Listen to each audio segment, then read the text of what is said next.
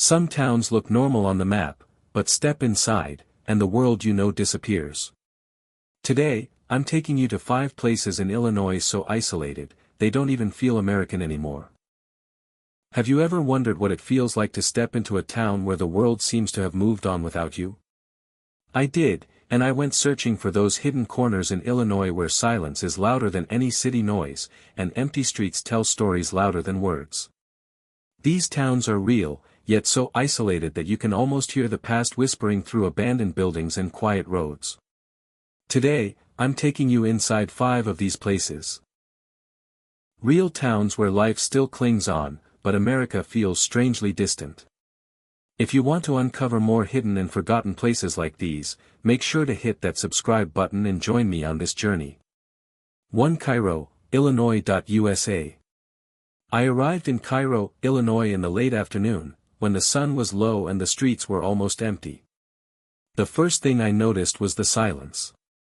Not peaceful silence, but the kind that feels heavy, like something used to be here and left in a hurry.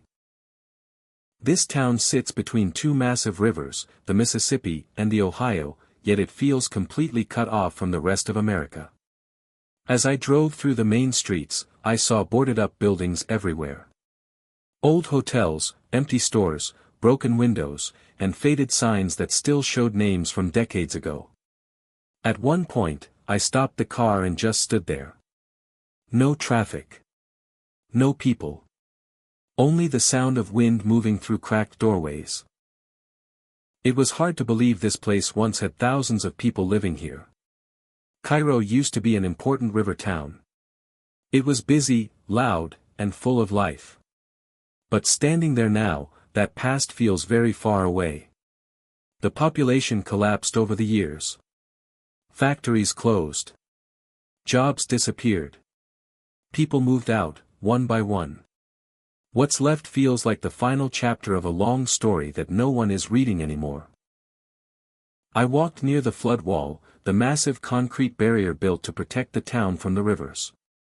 It works, but it also makes Cairo feel trapped. On one side, water. On the other, abandonment. It hit me that isolation isn't always about distance. Sometimes it's about being forgotten. Cairo isn't hidden on a map. It's just ignored. What disturbed me most was that this isn't a ghost town. A few people still live here. Lights turn on at night in certain houses. Mailboxes are still used. That made everything feel more unsettling. Life is still here, but barely holding on. I wondered what it feels like to wake up every day surrounded by reminders of what your town used to be. When I finally left Cairo, I didn't feel scared. I felt sad. This place doesn't feel un-American because it's strange or foreign. It feels un-American because it shows what happens when a town loses opportunity, support, and hope. Cairo is real. Its decline is real. And standing there, you can feel it in your chest, like the town itself is tired of waiting to be remembered again. 2 Elkhart, Illinois.USA. I reached Elkhart, Illinois by accident more than by plan. One narrow road brought me in, and it felt like the same road could take me out just as easily. There was no welcome sign, no noise, no movement. It felt like I had stepped into a place that time had decided to pass over quietly. I parked my car near what looked like the center of the village. I say, center, but there was no real center at all. A few houses, an old building that might have once been important, and fields stretching in every direction. The air felt still, almost like the town was holding its breath. I remember thinking how strange it was that a place could exist and yet feel invisible. Elkhart is small, extremely small. Only a handful of people still live here, and you can feel that reality in every step you take. There were no stores to walk into, no cafe sounds, no kids playing. Just quiet. The kind of quiet that makes you more aware of your own footsteps, your own thoughts. As I walked along the road, I noticed homes that looked lived in, but barely. Curtains drawn. Cars that hadn't moved in days. It made me uncomfortable, not because it was scary, but because it was real. People are still here, choosing to stay in a place where almost everything has already left. This town wasn't always like this. Farming once kept it alive. Families stayed, generations passed things down. But over time, opportunities dried up. Young people moved away. Jobs disappeared. Slowly, Elkhart shrank until it became what it is today, a village that feels more like a pause than a destination. What stayed with me most was how disconnected it felt from modern America. No signs of growth. No rush. No future plans visible from the outside. It felt like the world had moved forward while Elkhart stayed behind, not by choice, but by circumstance. When I finally got back into my car, I didn't feel relief. I felt respect.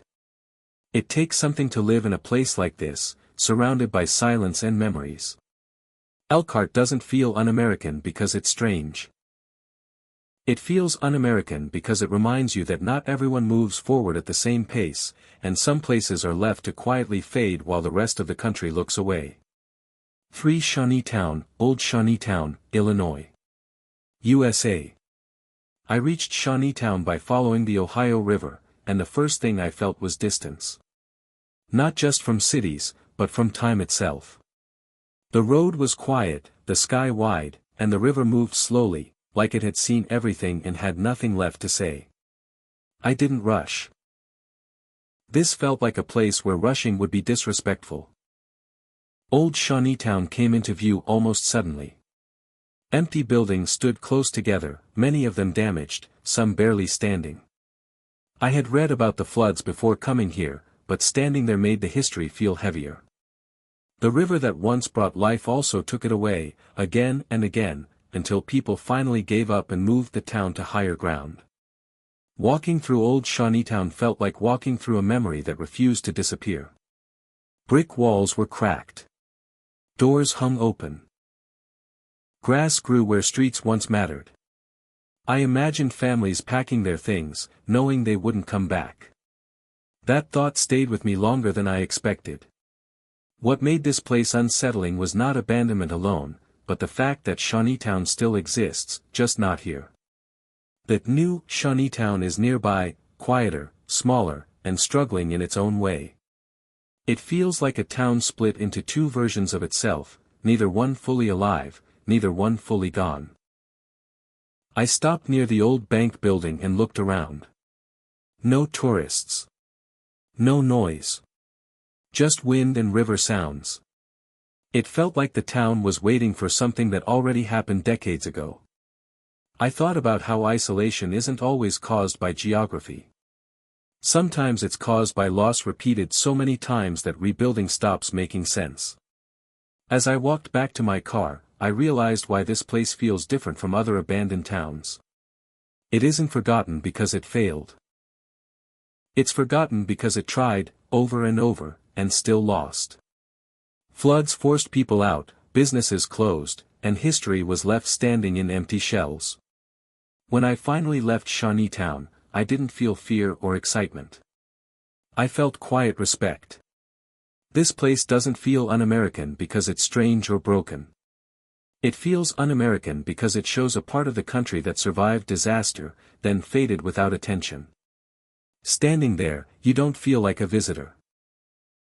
You feel like a witness to something real, something fragile. And something that never fully healed. For Brownfield, Illinois. USA. I reached Brownfield, Illinois as the lights started to soften, the kind of late afternoon when shadows feel longer than usual. The road into town was quiet, surrounded by trees and open land. There was no sign telling me I had arrived. It felt like Brownfield didn't need to announce itself anymore. I slowed down without thinking about it. A few houses sat far apart, some cared for, others clearly left behind. I could tell this place had shrunk over time. You don't need numbers to feel that. You feel it in the empty spaces between buildings, in how nothing seems to rush you. I parked near what looked like an old school building. The windows were dark, and weeds had grown close to the walls.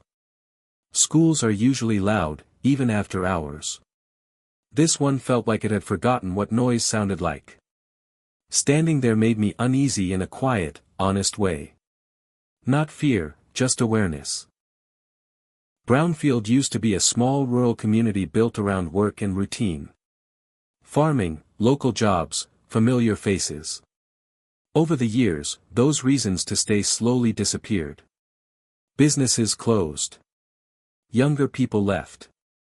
What remained were memories and a few residents holding on because leaving isn't always as simple as it sounds. As I walked, I noticed signs of life that felt fragile. A porch light on. A car parked neatly.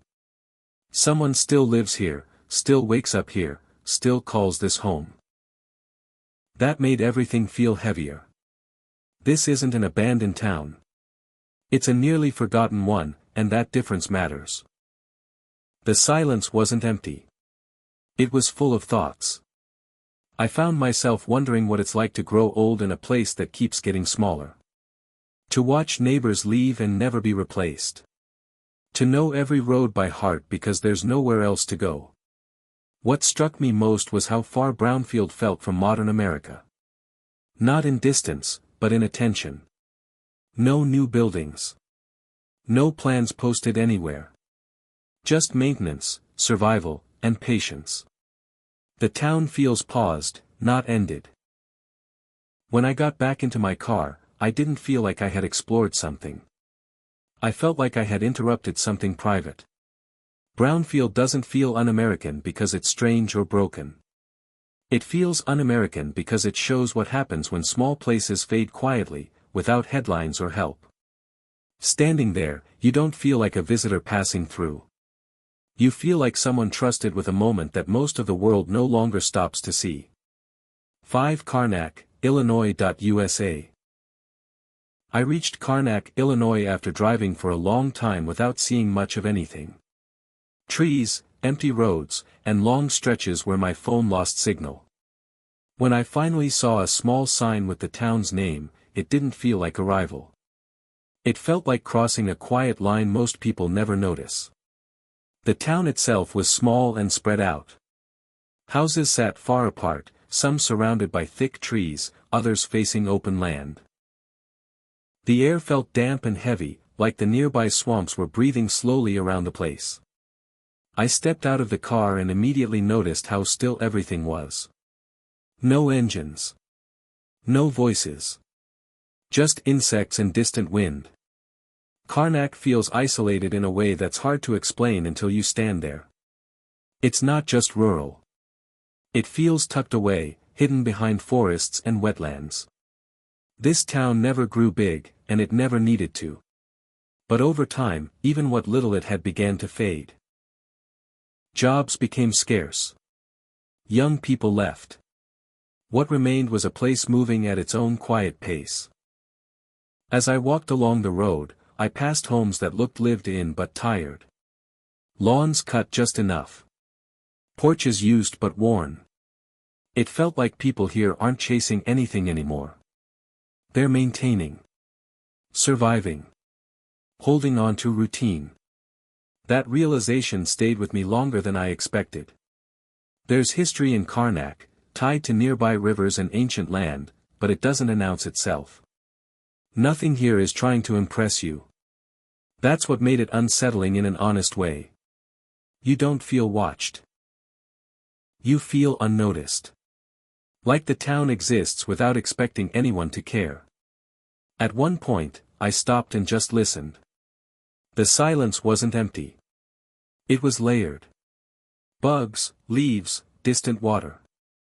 It made me think about how different this feels from the rest of America. Not worse. Just slower. Cut off. As if time decided to move around this place instead of through it. What struck me most was that Karnak isn't abandoned. People still live here, still wake up here, still call this home. That makes the isolation feel deeper. This isn't a town that died suddenly. It's one that slowly stepped out of the spotlight and stayed there. When I finally drove away, I didn't feel fear or excitement. I felt grounded and uneasy at the same time. Karnak doesn't feel un-American because it's strange. It feels un-American because it reminds you that some places are left behind quietly, surrounded by land, water, and silence, while the rest of the country keeps moving forward without ever looking back.